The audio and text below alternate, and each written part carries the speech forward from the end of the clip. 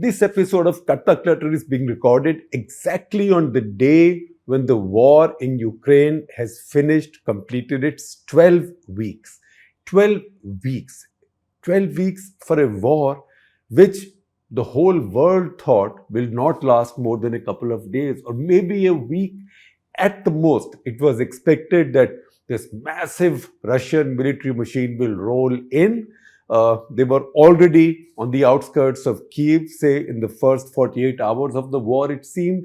They had taken an air base, apparently very close to Kiev, and looked like they were going to run over all of Ukraine. And it was a matter of time, hours, before the will of the defenders will break and Ukrainian government will surrender or sue for peace, or Zelensky will escape. Also, there was widespread belief that the city of Kharkiv, which is sort of the closest to the Russians when they come in from the east, and also say from Belarus side, that city will fall. That's the second largest city in Ukraine. In fact, even on day one of the war, looked like that it was falling, but no such thing has happened.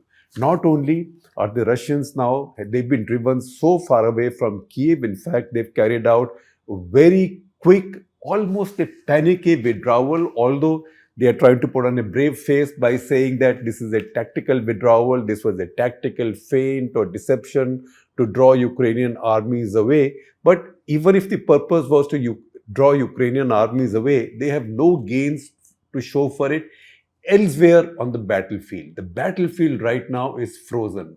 Russians and Ukraine have been stalemated. For Ukrainians, a stalemate is victory, because for the much weaker power, a stalemate is a victory before the opponent or the attacker has achieved any major objective. There is nothing that the Russians can now pick up and say, this is what I'd come for, I'm claiming victory and I'm ending the war. That possibility simply isn't there. If anything, Ukrainians, in fact, advancing from the Kharkiv area, they are pushing at the Russian border. They've reached the Russian border in places. There are pictures also of Ukrainian soldiers picking up border pillars and reinstalling them. And maybe if they want to be cheeky, even moving towards town of Belgorod in Russian territory. And remember, this is the place where they have occasionally, again, out of cheekiness maybe, and also to convey a tactical and psychological message, used helicopters to drop incendiaries and bombs over the airbase there. So you never know where that's ending. This war has not followed any script that anybody may have written before it started, because Russia is a global military power. It's a military superpower. So much tamjam, bandobast that NATO had put together in the plains of Europe, that was visualizing this massive threat, this nightmare of thousands of Russian tanks rolling down the plains of Central Europe. That NATO had no wherewithal to handle without America's help. And even that was always considered a challenge. The same great tank army now is getting its comeuppance in the battlefields, the same plain, flat battlefields of Ukraine. Plain, flat battlefields where wide spaces are available for maneuver, where large bodies of armor and mechanized forces can operate, but also where there is very little space to hide. So you would have thought that in such a situation, a much bigger force, particularly one willing to take casualties like the Russians, they will win quite easily. But that, as we can see now, has not happened. So where do we stand now, and what are the lessons we learn from this Russia-Ukraine war, or frankly, what should more aptly be called the Russian invasion of Ukraine that has gone wrong? It has gone wrong. Governments, big powers, even super big powers like Russia can make miscalculations, can make mistakes. But as military, strategic, political, geopolitical mistakes or blunders go, this is perhaps the biggest in modern history, maybe in the history of the world since Second World War. Because when the Russians started this, when Putin started this, this was not on the books. Now, how did this come about? What are the things that have happened, or what are the factors which have brought us to this situation, which have brought Putin to a standstill with no real gain, having suffered such heavy losses, which has got little Ukraine still fighting, and which has got all of the Europeans now unite in a manner that the Russians never wanted them united. In fact, that's an issue that we'll talk about in the course of time, not today, some other time. The fact that how Sweden and Finland are now joining NATO formally. They both said it formally, and they are going through their internal clearances and processes in parliament, etc. And how even the Swiss neutrality seems to have shaken. So this has been a comprehensive geostrategic and geopolitical defeat for the Russians. But underlying this is a military stalemate, which, for all practical purposes, so far, at the conclusion of 12 weeks of war, is a defeat for the Russians. In fact, if anything, I've seen this widely shared clip from a discussion on Russian TV, where a Russian expert, a well-known Russian defense columnist, a former colonel, Mikhail Khodoryanok, he's saying that, look, this is nonsensical of anybody to say that Ukrainians have lost their morale, etc., and victory is now very close for us. No such thing is happening. Ukrainians are fighting. Many people fight to defend their own country, and they have the weaponry to do it. They can last a long time, and because Ukrainians are getting volunteers, they can now put an army of 1 million people in the field. They may not be professional soldiers, but professionalism is not all about training and about being conscripted in the army. It also comes from how strongly are you willing to give away your life to defend your nation or not. And he also says the big problem that the Russians now face is this complete international isolation. So that's where Russia has come. As I said, underlying this is Russian military's failure to achieve its objectives quickly. If, as they had done in Crimea in 2014, they had quickly taken what they wanted, got the government to fall in Ukraine, brought about a regime change, the whole world would have lumped it. They would have protested. There might have been some sanctions going on for some more time, but sanctions have been going on since the Crimean invasion also. But Russian military has failed at it. And what is the reason? Now, there are a bunch of factors, and I will list these to you. Some of it I must give credit where it's due. It's also inspired by a show on the BBC under the Newsnight series, and I have read up the rest, and I'm making some Indian comparisons and speaking from whatever knowledge I might have. Because this war is an indication that this is a very profound change in the nature of modern warfare. In fact, this BBC show quotes General Richard Barron, who's a former commander of UK Joint Forces Command between 2013 and 16. He in fact says that this signals the most profound change in the nature of warfare in 150 years. Now, he's a military general and scholar, so he must have reasons to say 150 years. I'm not so knowledgeable on military history, at least not in so much detail. So I will not say 150 years, but at least if you see since the Second World War, this is the biggest change. And what are the elements that are bringing about this change? So we talked about tanks the other day. Tanks, it was seen, were the kings of battle, right? Bash on regardless. By the way, that is the motto of the 54th Infantry Division of Indian Army. So bash on regardless, which means I have 100 tanks, you have 100 tanks, let's go into battle in open fields. I'll use my tactics and maneuver, use your tactics, maneuver, firepower, range, whatever. In the end, a lot of us will get knocked out, but the side that is left with one tank will win the battle. Now, what happens if the other side is not fighting you with tanks? Conventionally, you would have thought that if the other side is not fighting you with tanks or enough tanks, that means you will roll them over and you will win the war quite easily. What Ukraine has shown that is now a thing of the past, because the cost of defense against capital assets. What are capital assets in a modern battlefield? It's tanks, it's fighter aircraft with human beings inside them, pilots, that is manned aircraft, whether jets or helicopters, attack helicopters, or ships in the waters, submarines. These are capital assets. Now, the price of taking down a capital asset has become a fraction of having to use another capital asset to bring it down. Ships stopped fighting each other with artillery, with guns a long time back. But now you can, in any case, take down a ship. You don't even need a navy to take down a ship, as Ukrainians have shown with Moscow. One missile for the price, which is metaphorically equivalent of pocket change compared to the value of a ship, can take it down. Similarly, a missile worth a few $1,000s can take down a full main battle tank, even a T-90, which is the most modern the Russians have, and also fry the people or vaporize the people inside it.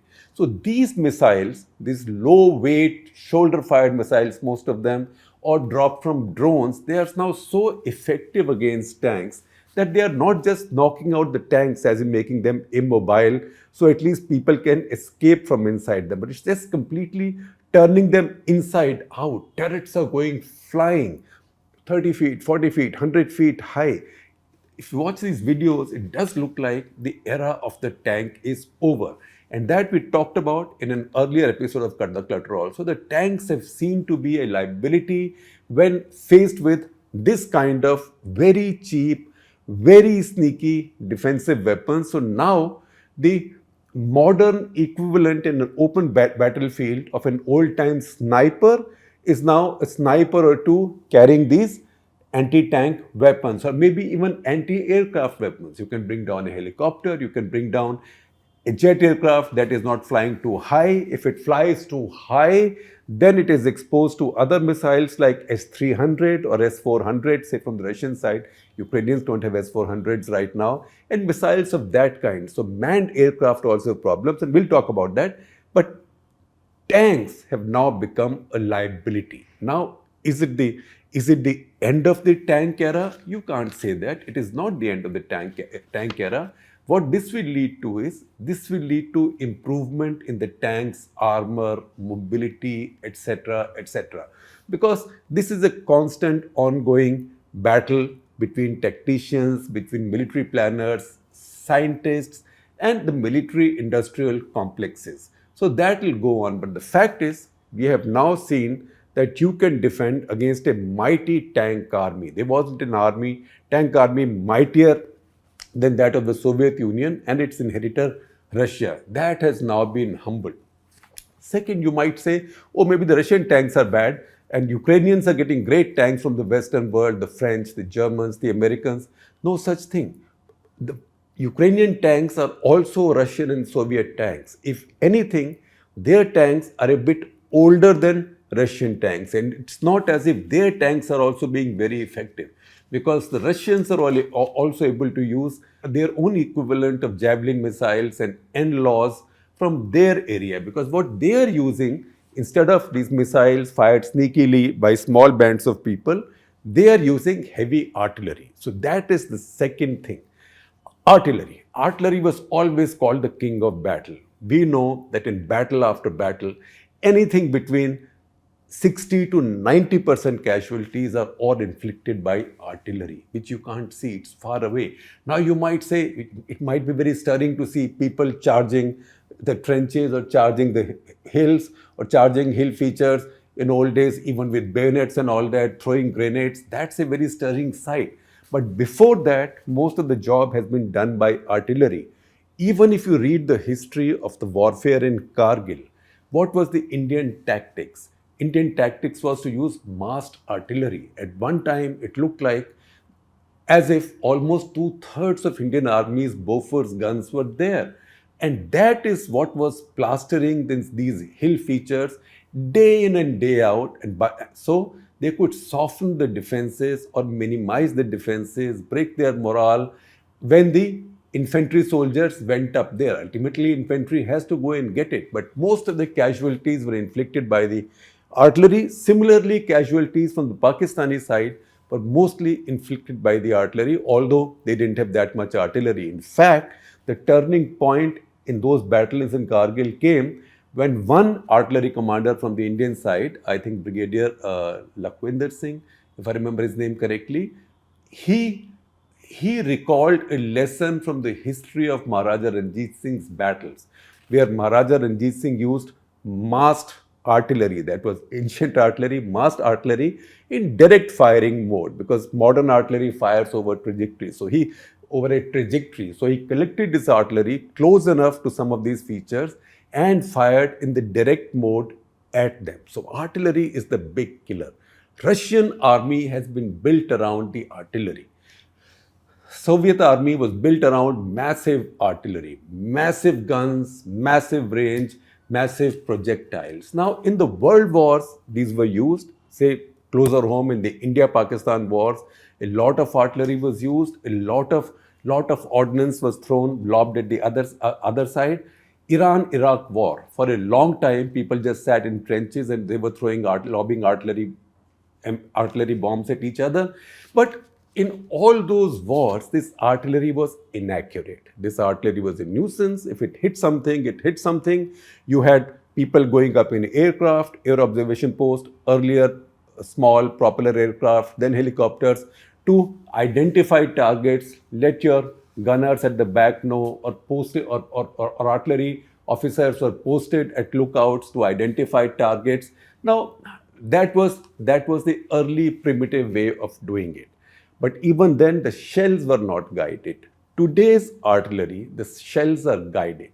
Shells are laser guided, and just as artillery has learned to move in a shoot and scoot manner, shells have become much more accurate. So very often it's possible, if you have a drone up there or a satellite up there or good air surveillance and somebody can identify the target, even in the first strike, you can hit the target. And that's why we are seeing these videos or rows upon rows or Russian tanks being hit by one volley of fire, say from 5, 7 or 10 guns from the Ukrainian side. And similarly, Russian big guns, 152 mm, 155 mm, firing and hitting Ukrainian targets, particularly the tanks. So tanks on the Ukrainian side are also suffering heavy damage, and that's mainly happening because of artillery. It's also the use of artillery now that Ukrainians, particularly,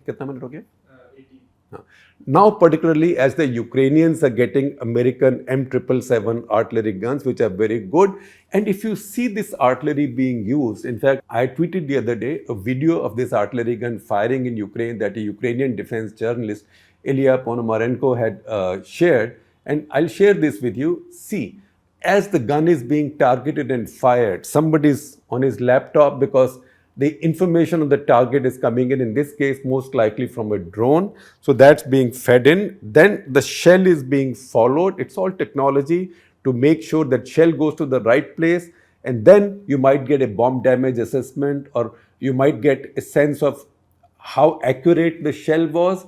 And so it goes on. So with this range, now these artillery guns today can throw a 50, 60 kilometer shell over anything between 40 to 50 kilometers, but not randomly, very specifically. It might come with the address of your home on it and may deliver it more accurately than, say, DHL will deliver your courier packet or Zomato will deliver your food order, and in much less time, because it will come flying at a very high speed. So this artillery, modern artillery, has also redefined the battlefield. The third thing that has redefined the battlefield, again, is something that we've spoken about, that is the drones. Because drones are not now just either collecting surveillance or dropping a few bombs in a completely protected environment, as the Americans were doing in Afghanistan, because Afghans had, or Mujahideen had, no air defenses. So they had the free reign of the countryside. They could go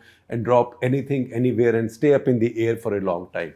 Not just that, drones are of many sizes now. So while publicity goes to Bayraktars and others who go and drop larger bombs and take down larger targets, smaller drones can be used, one, for surveillance, second, for electronic jamming and counter jamming, electronic countermeasures and countermeasures, but also to drop small munitions. And can you imagine what a nuisance that can be? Now, in Ukraine is a large population, 4.5 crore.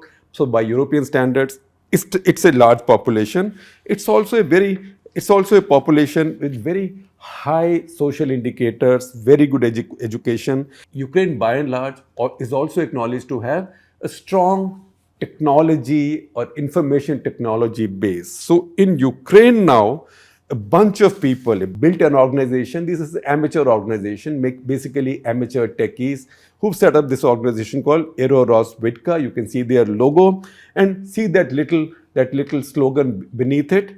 Adventures of the occupiers in Kiev, which means who are the occupiers in Kiev? But the Russians. So basically, they are saying that see how we teach the Russians a lesson. What they've done is they built their own little drones, or they bought their own little drones. They're putting little bombs inside them, little but very lethal bombs. They are using these drones on their own in coordination with the regular armed forces, so they are keeping them informed. And these little drones are then sneaking into Russian formations and dropping these accurately over a tank, over an armored personnel carrier. And it's because of this kind of fusion of intelligence, smart weapons, good minds, electronics, that Goliath has got much bigger firepower, a much bigger punch against David than it ever did. And that is another big change in the battlefield. Because what these drones are now doing is, these drones have taken deception away from large military columns. You can use any amount of camouflage. You can use any amount of other smoke screens or whatever, but these drones will come up there. They'll be too small for you to bring down or spot, and they will always find where you are. And remember, we keep saying it all the time in modern warfare, one who sees the other first wins, because both sides have long range weapons. The next point, air power. Now, we've been conditioned to think of air power as this incredible thing, and all air forces think that they can win all wars by themselves. That it looked like that when we saw the war in Iraq, war in Afghanistan, also when we've seen sometimes Israelis use their air power. But we have to remember one thing.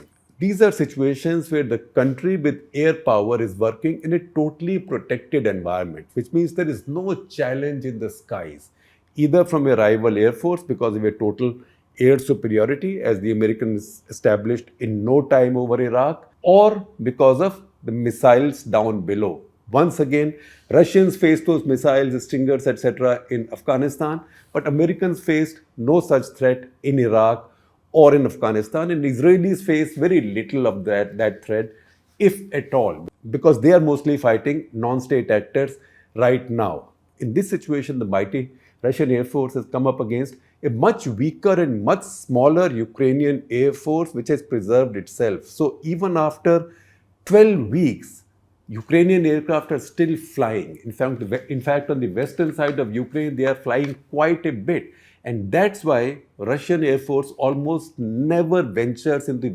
vast western side of Ukraine. They've been using long-range missiles yet. And long-range precision missiles are very expensive. It's also a question of how much can you manufacture and how long can you keep the war going. Because if Ukrainians have to use stuff like that, that will keep coming from NATO, from the US all the time. But the Russian Air Force's inability to control the skies, they don't. One, because of ground-based missiles. Ukrainians have S-300 type long-range missiles, but they are now awash with shorter-range Stinger type missiles. That Russians are now almost not using manned aircraft in combat, nor are they using manned helicopters in combat. Once again, you can see what a big change has been brought about. And finally, intelligence. So I'll share with you an article. It's the part one of a study that a website that I read, Often War on the Rocks, they've done. This is Intelligence and the War in Ukraine, part one by Naveen Shaban Abdullah, Philip J. Davis, Tristan Gustafsson, Dan Lomas, Steve Wagner, bunch of bylines. So they have done this study explaining the role that intelligence is played here. And it's obvious that with NATO's help and also with all their civilians turning into a militia, Ukrainians are getting much better intelligence, which is mostly responsible for the large killings, of large-scale killings of Russian generals and field commanders in this war. Now, finally, before I let you go away, many of you have written to me about my reference to Davis Cup while talking about India's badminton Thomas Cup victory yesterday. And I had said that there was only one time when India reached the challenge round, which is like the ultimate stage when you win the championship in Davis Cup. And many people have said, no, India made the finals thrice. So here is the difference for clarity. Until I think late 1960s, probably till 1970 or so, Davis Cup had a different format. It did not have a knockout format. There, from each zone, you came up, and then there was a semi-final and a final. And once you won the final, you played a challenge round against the previous year's or previous championships champion. So in the earlier system, till the 60s, the champion, one year's Davis Cup champion, did not play any of the rounds for next year. They played only the challenge round. So you had to win the finals and then get to challenge round. So in 1966, the team of Ramanathan Krishnan, Premjit Lal, Jaidev Mukherjee, they won the semi-finals and finals, defeating West Germany and Brazil, and went to the challenge round against Australia in Melbourne. And that was a very formidable Australian team. They had Roy Emerson, Fred Stoll, Tony Roche. So India lost. I think India won the doubles match in that one, but India lost. After that, India has made the final twice. The format changed later. Challenge round was taken out, and then the reigning champion also had to play the whole league. In that format, in 1974, India got to the final. India had the best chance of winning Davis Cup at that time, but India squandered it. Why? Because this was a tie against South Africa in South Africa, and because India was not going to legitimize apartheid, India refused to go and gave South Africa a walkover. India had a very strong team because Amrit Raj brothers at that time were at their peak, that is Vijay and Anand. In 1987 again, India got to the final. So I do hope that clarifies the confusion over Davis Cup final and the challenge round, because challenge round is something that maybe you will have to be quite old like me to remember what it used to be, that there used to be a phenomenon called the challenge round.